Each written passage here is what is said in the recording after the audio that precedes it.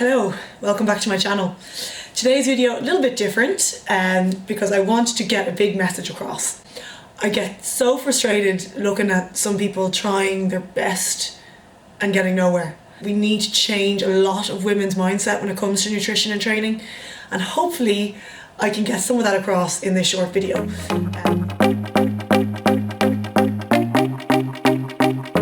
Okay, so I had to make some notes.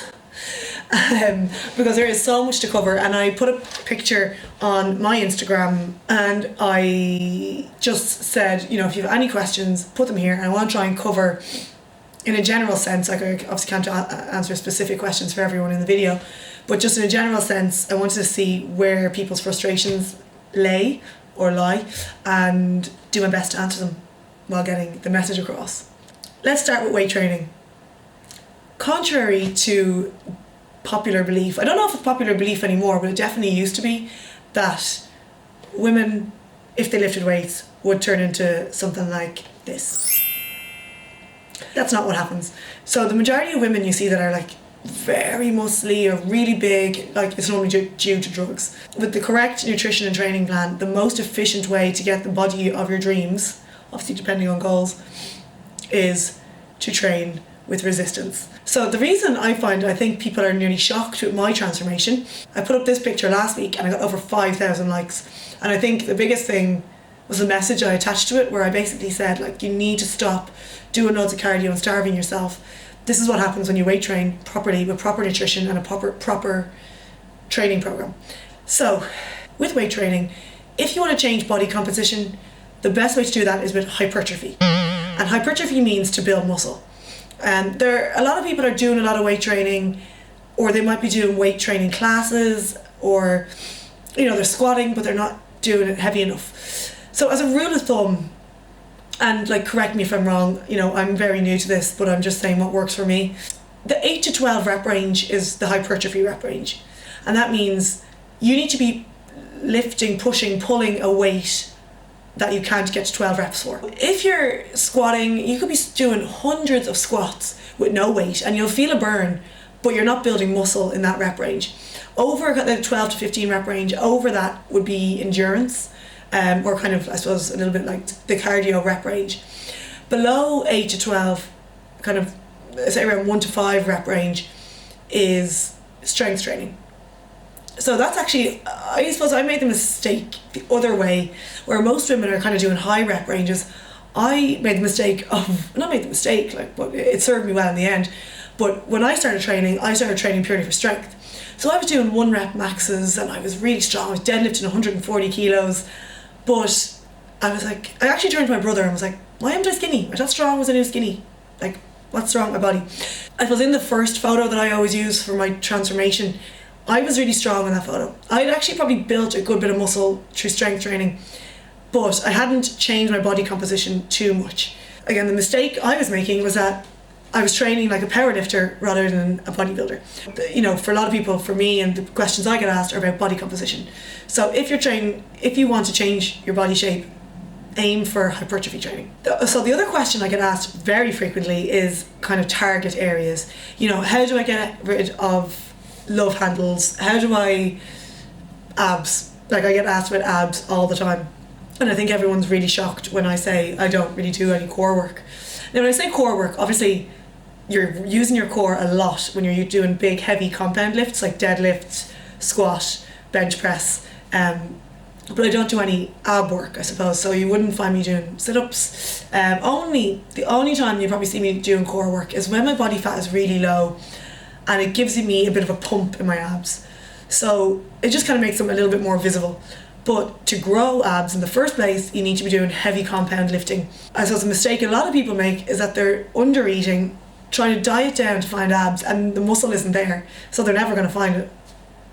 I'll get to nutrition in a second. Yeah, so people wonder about, you know, how to lose weight in their legs, how to lose weight in their hips. You know, their arms are too, they feel like their arms, you know, the bingo wings or something like that. I would say the best way to do it is to build an overall strong body. The more muscle you have, the more calories you burn day to day. So if you just focus on having a strong body overall, your body fat will come down, providing the nutrition is right. The best place to start is not on your own. It's to get a good PT, and not all PTs are created equally. I've seen, I'm only relatively new, so I'm doing what I believe the best way to train my clients, which is I don't do cardio with them. Like, I allow them to do cardio by themselves. I just don't see the point in standing beside them on a treadmill when they can do that on their own.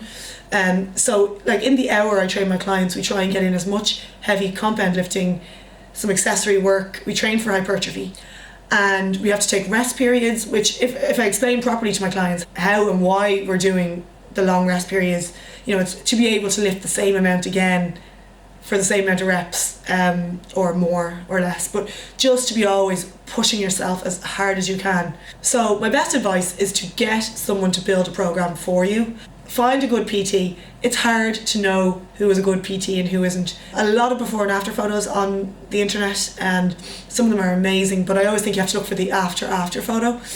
If you're dieting down, if you're being restricted with your nutrition and you're doing lots of cardio, you will see dramatic results really fast, but then will they last?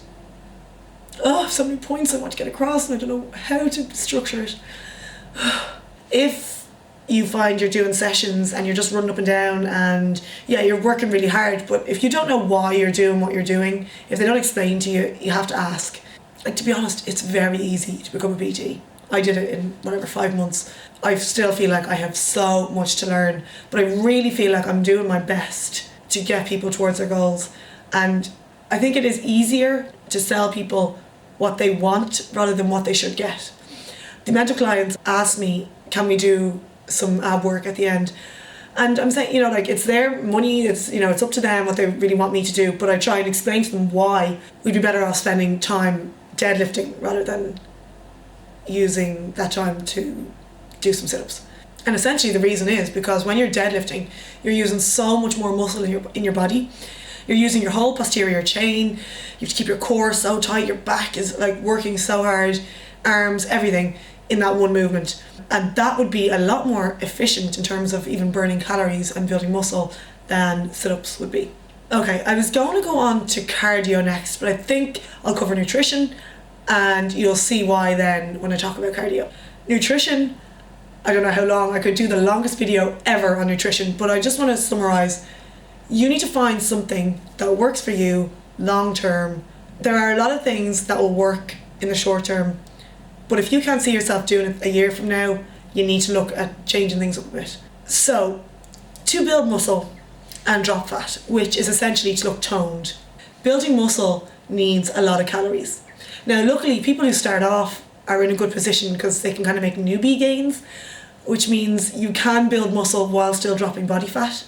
The biggest mistake I see is people starving themselves, or they're just in too much of a calorie deficit to build any muscle. And being in a calorie deficit includes doing too much cardio, which I will get to. But you need to find a level of calories, which essentially it's calories in, calories out. I mean, there are a lot more levels to it, but main focus is, if you want to drop body fat, is to be in a calorie deficit, but you don't want the calorie deficit to be too low. So you want to find the level of food where you have lots of energy, you're able to train hard, you don't feel hungry, you don't feel restricted, but that you're still seeing progress.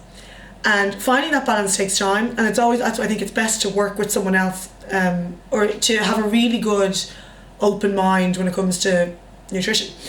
Obviously, I find the easiest way to do that is to count your macros or calories, or just keeping an eye on what you're taking in and what you're expending. If it fits your macros, or flexible dieting, sometimes gets a bad rep because it looks like some people are just like using it as an excuse to eat rubbish food, where I see it as finding the most efficient way to get towards your goals. Like, I don't think, unless you've got intolerances or allergies, there's no reason to cut out any food groups.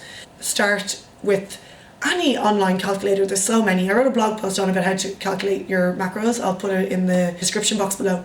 But once you have a starting point, then you need to be consistent. So you need to track your measurements. I think taking photos and just measuring waist, hips, arm, thigh. Taking those measurements once or maybe every 2 weeks will give you an idea is if that level of calories, protein, fat and carbs is right for you. Step 1, use a calculator, find a point to start with. Step 2, the hard part, planning and prepping your food to fit your macros. It is so tough at the start, but once you get the rhythm of it, like I've seen it with all my online clients, like when we first start doing it, they're like, whoa, and then eventually it just all clicks. Then you just need to stick with it. A big mistake people are making is that they're trying to be complicated with their macros. They're trying to do carb cycling when they're not being consistent with their food at the weekend. I think consistency is so important to find what works for you. People are kind of looking for results ASAP, which means they're jumping between diets and maybe, or even just jumping between changing their level of macros and carbs, and they're cutting carbs, they're cutting fat, when you need protein, fat and carbs in your diet. I don't want to get too much into nutrition because I think there's a whole other video on it, but basically you have to find the right level for you so that you're building muscle, dropping body fat and enjoying your food and training. If you're tired, hungry, exhausted, training too hard, avoiding or restricting yourself hugely with food, it won't last. I'd rather you see slower progress and enjoying all the above. Willpower. Willpower is the biggest thing. I think we often lie to ourselves a little bit, when we say, oh yeah, I'm good 90% of the time, it's only the weekends. And I always say Friday, Saturday and Sunday are 42% of the week. So if you're good 60% of the week, it's just not going to get you the results you want. And it's trying to find that balance of what you really want. So for example, I went away last weekend, I had been consistent for weeks and I knew I wanted to just enjoy myself, not be eating out of Tupperware, and enjoy myself with my friends. I knew I was going to put on weight and I was okay with that because I know exactly what I need to do to get back on track. No panic. And even during the week, willpower can be tested a lot. If you're not prepared, if you don't have food with you, you can, you go out for lunch and all of a sudden, you get the chips with the sandwich, or, these little things can add up to a calorie surplus overall. And because I want you to be in just a little bit of a calorie deficit so you're seeing progress, you're not in a huge deficit, it means that little discrepancies can make a big difference. So it's all about practicing consistency, which takes time. Okay, now for the big one, cardio. Okay, how do I get this across without offending anyone? If you like doing cardio, if you do it for enjoyment, for headspace, to get outside, to get some fresh air, to keep fit, for competitions, for races, for anything other than using it for fat loss, keep it up. If you are doing cardio trying to get toned or abs or an ass or just to lose body fat, I just think there are better ways to do it. You need to build muscle. If you want abs, if you want those glutes, cardio is not going to really help. The biggest thing is if you're overtraining with cardio is that you probably have a lot of muscle wastage. You're probably pushing yourself into too much of a calorie deficit, which means your body is getting used to running on very little calories. And we're always trying to, as I said, push up to the smallest amount of calorie deficit where you're seeing results. Also, if you're doing excess cardio in that, you're training twice a day, this is speaking from experience, and you won't keep it up, there's no point in doing it now. At the moment, because of my goals for competing, it's very different to just general health. I'm on a strict no cardio rule, which I'm enjoying because I don't really like cardio. I don't really find it enjoyable, I find it boring, I just like lifting heavy weights. But there is definitely a place for cardio. Cardiovascular health is very important. Your heart, your lungs, everything. But I just don't think you should ever be doing it instead of your weight training. So I find a really good balance is maybe doing your weight training 2 to 3 times a week and then maybe 1 or 2 cardio sessions. But I think that's after you find the amount of calories that work for you. And disclaimer, this is if your goals are body composition. If your goals are to get fitter, faster, obviously cardio is essential. Under the cardio bracket, I'm going to put classes. It drives me mad seeing people doing abs and ass classes, bums and tums, when I just don't think you've ever seen anyone with a body, an amazing toned body, say, oh yeah, I was at abs class, unless they're trying to sell you something. Like, I've always thought about it along the way. I'm like, I could just easily sell a 30-minute ab class, and because people would see the abs I had, but I just feel like that's really dishonest and it's not getting people to where they are.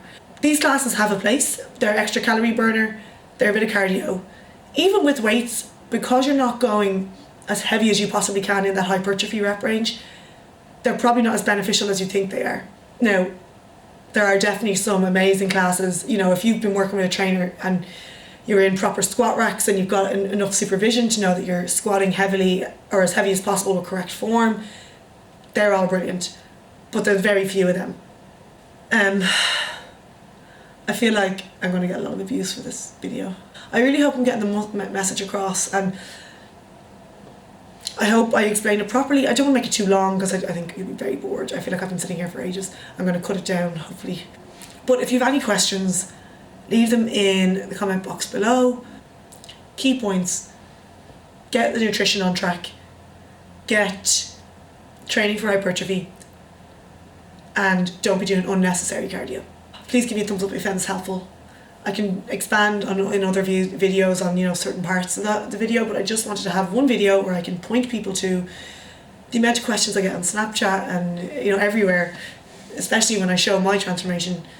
And I just want to have a go-to place where I can send people for the long explanation of how it all works. So apologies about my lisp again. I don't know if you noticed it, but I still have my Invisalign in. But thanks as always for watching. Please hit subscribe if you found it interesting, or you want to check out all the rest of my videos. They're all very different. You know, I have a lot of food ideas, training ideas, just what I'm up to day to day. But today I just want to sit down and get this message across. So thanks for watching. I'll see you in the next video.